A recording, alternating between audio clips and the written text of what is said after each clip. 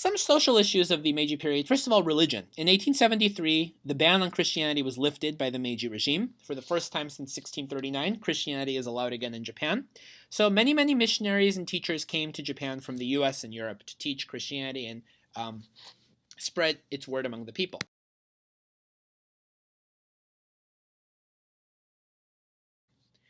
So Japanese Christians who had been in hiding since the Edo period, and there were many of them, they had been hiding. They are now allowed to practice Christianity open again. So they opened churches, schools, and they even opened some Christian universities. Doshisha University in Kyoto is a good example of a Christian university. Also, Sophia University in Tokyo is another one.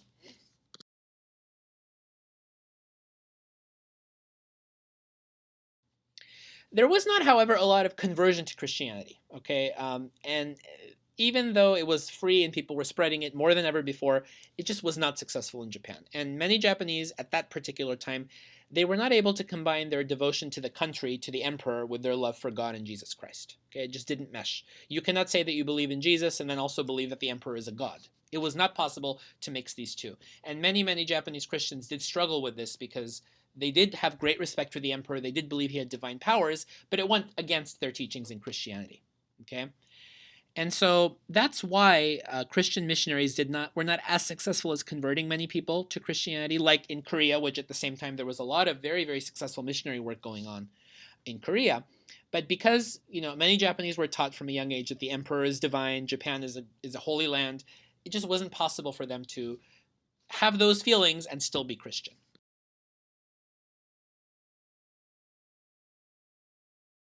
And even today, only 1% of Japan is considered to be Christian. That's over 1 million people, but it's only 1% of the population. Most Japanese are both Shinto and Buddhist, so that has not changed.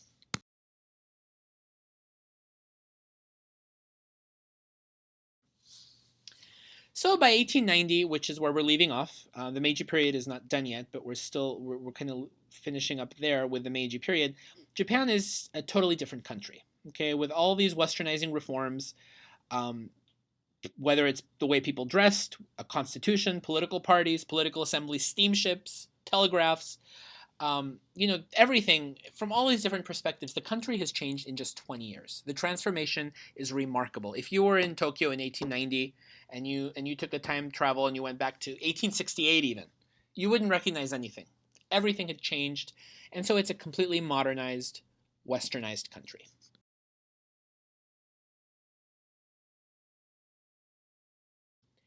But even with all of this, the Western powers are still refusing to view Japan as one of them. And they are not going to turn over the unequal treaties. And the Japanese people get disappointed. They're saying, look, we've made all these changes. We love these changes, yes, but we've made all of them, and you guys are still not letting us have those unequal treaties reversed. What more do we need to do? We even wrote a constitution. We changed the way we dress. We changed the way we eat. What more do you need to know that we're one of your equals? And the Westerners said, no, you're Japan. We're not going to change those unequal treaties.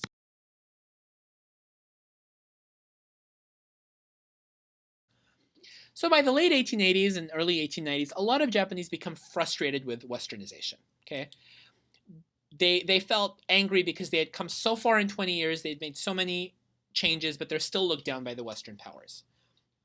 So some Japanese believe, yes, let's become even more Westernized. There were even calls to get rid of the Japanese language and replace it with English, or get rid of the Japanese writing system. But a lot of Japanese started to believe that we need to look back on our traditional culture again. Okay, doesn't mean we want to get rid of Westernization. We're not going to ban hats.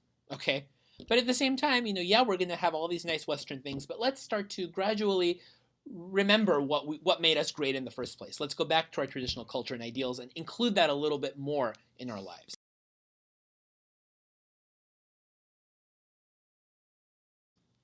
So during this time, starting in the 1890s, this new generation of Japanese that was born after the Meiji Restoration, they were reintroduced to traditional poetry, literature, art, and culture. And the new generation begins to realize, yes, Westernization is good. Yes, we love all these nice things.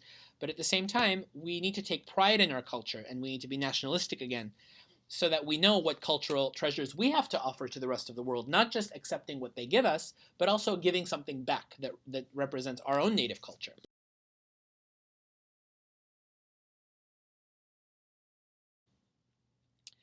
So in 1890, Emperor Meiji releases something called the Imperial Rescript on Education.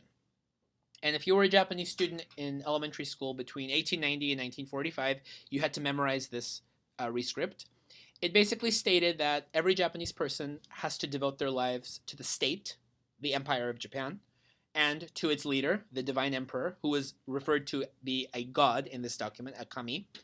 And it's basically a propaganda piece that kind of shows how, yes, Japan is westernizing, but these ideals are still really, really strong.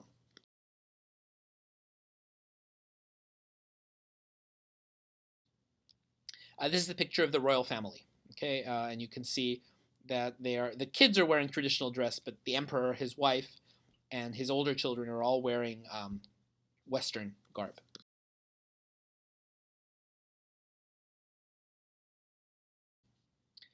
So this period is the birth of Japanese nationalism. Okay, starting in the 1890s, the Japanese are not getting rid of Western things. They still love Western things. They're not going to, go backpedal 20 years of achievements, but they believe that they're going to combine Western knowledge and modernization, industrialization. They're going to combine these great things with traditional Japanese culture and ideals.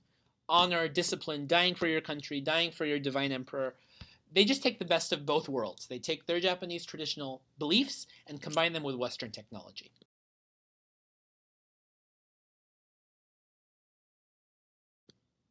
And they're also believing that a powerful army and navy is the only way to convince the Western powers that Japan is one of them. So, in other words, if you want to beat the West at their own game, you need to basically join and do what they're doing. What is the West doing at this time? Colonizing nations. Why don't we colonize nations with them?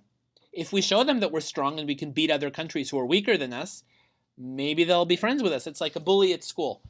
Usually the people who are bullied, they start to bully others who are weaker than them so that they can show the bullies that they can also be bullies. Same thing here. So in lesson 10, you're going to see what Japan does to finally get the West to accept them as their equal. And in order to do this, I won't give it away, but in order to do that, they're going to need a powerful and undefeatable army and navy, which they really put all their energy and all their frustration into developing.